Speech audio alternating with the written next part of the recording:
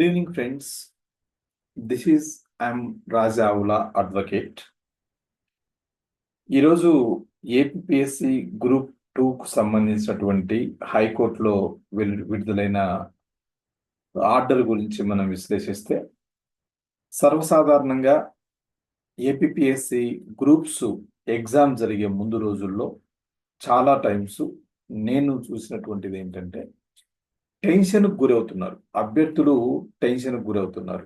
ఆ టెన్షన్కు గురవడానికి కారణాలు ఏంటంటే, కోర్టు కేసులు, నోటిఫికేషన్లో సరైనటువంటి పూర్తి వివరాలు లేకపోవడం, అందులో లోపాలు ఉండడం, ఇవి నోటిఫికేషన్ అనేది వచ్చిన కొద్ది రోజుల్లోనే కోర్టు మెట్లు ఎక్కడం జరుగుతుంది.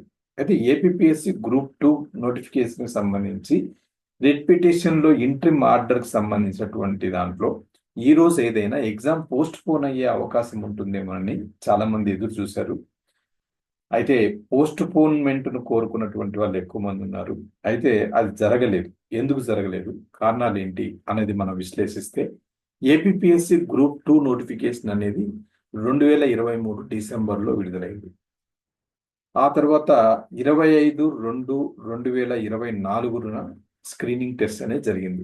గ్రూప్ 2 ఎగ్జామినేషన్ 3 దశల్లో జరుగుతుంది అనేది అందరికీ తెలుసు. 1 screening test, 2 mains examination, 3 computer proficiency test CPT. అయితే ఈ 3 దశలు పూర్తయిన తరువాతనే రూల్ ఆఫ్ రిజర్వేషన్ అమలు అవుతుందని చెప్పేసి ఒక వాదన.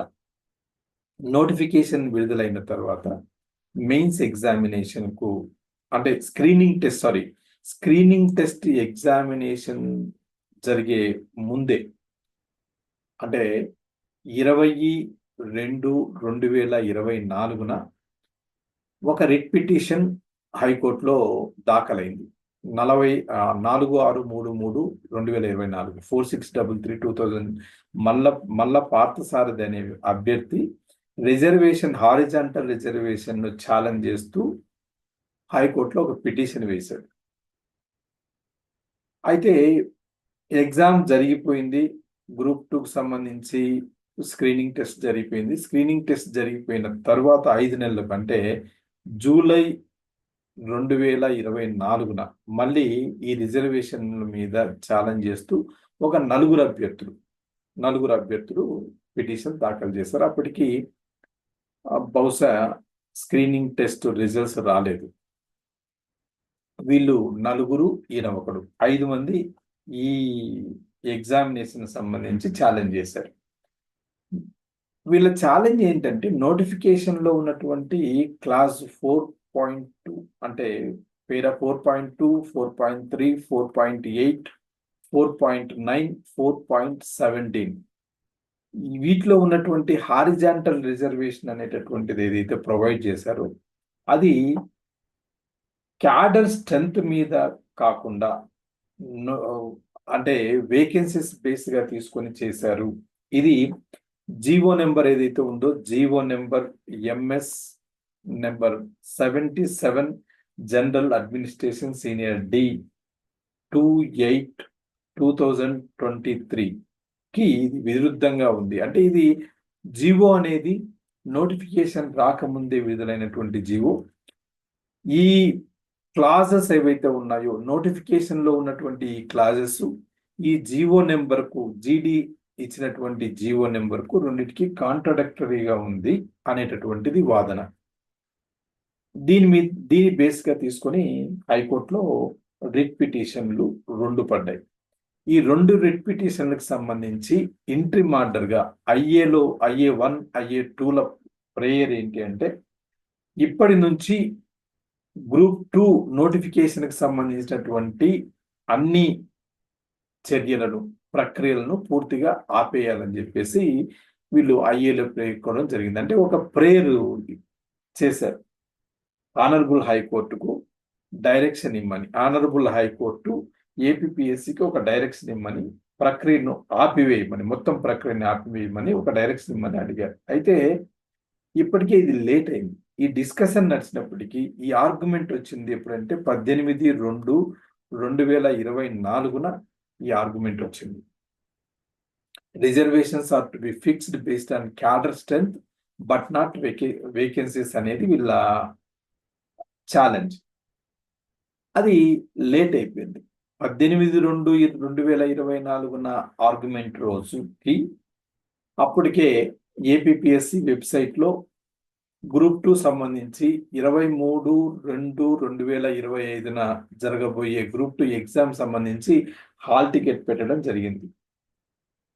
గ్రూప్ 2 మెయిన్స్ ఎగ్జామినేషన్ కు 92,250 మంది క్వాలిఫై అయితే ఇందులో అప్పటికి అంటే ఆ రోజు 18/2/24 దాదాపుగా 74,000 మంది హాల్ టికెట్ డౌన్లోడ్ చేసుకున్నారు.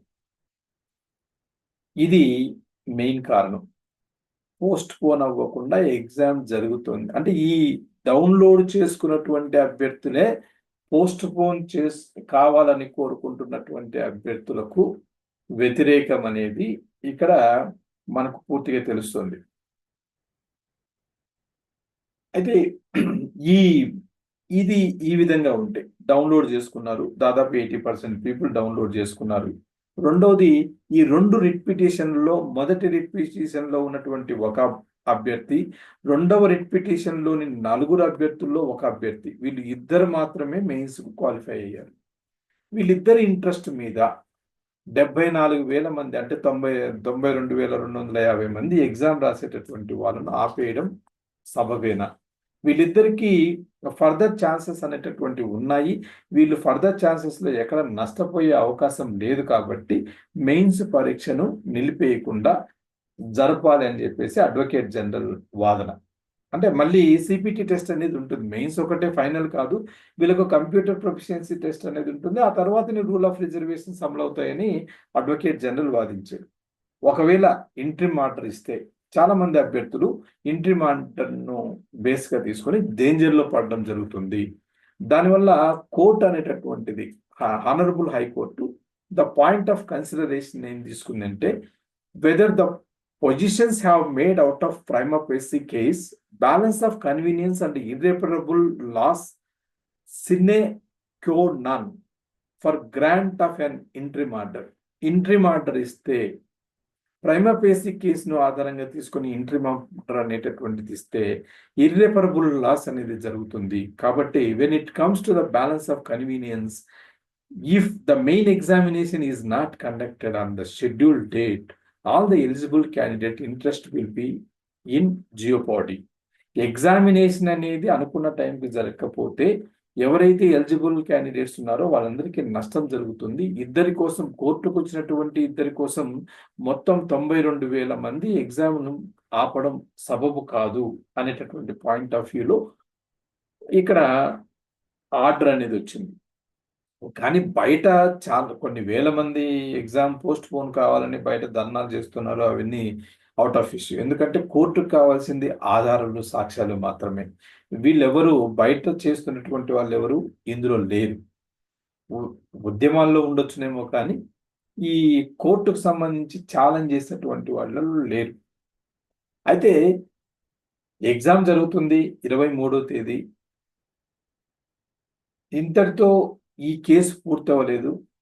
మళ్ళీ ఈ కేసుకు సంబంధించి అంటే రిట్ పిటిషన్ 15/2/2024 సంబంధించినటువంటి కౌంటర్ అఫిడవిట్ను 10 రోజుల్లో సబ్మిట్ చేయాలని కోర్టు అడ్వకేట్ జనరల్కు డైరెక్షన్ ఇచ్చింది. అలా డైరెక్షన్ ఇస్తూ మార్చి 11, 2025 నాటికి ఈ కేసును వాయిదా వేయడం జరిగింది. ఈ కేసులో వచ్చేటటువంటి ఫర్దర్ ఆర్డరు, ఫైనల్ ఆర్డర్ను బట్టి గ్రూప్ 2 ఎగ్జామినేషన్లో చేంజెస్ రావచ్చు, రాకపోవచ్చు.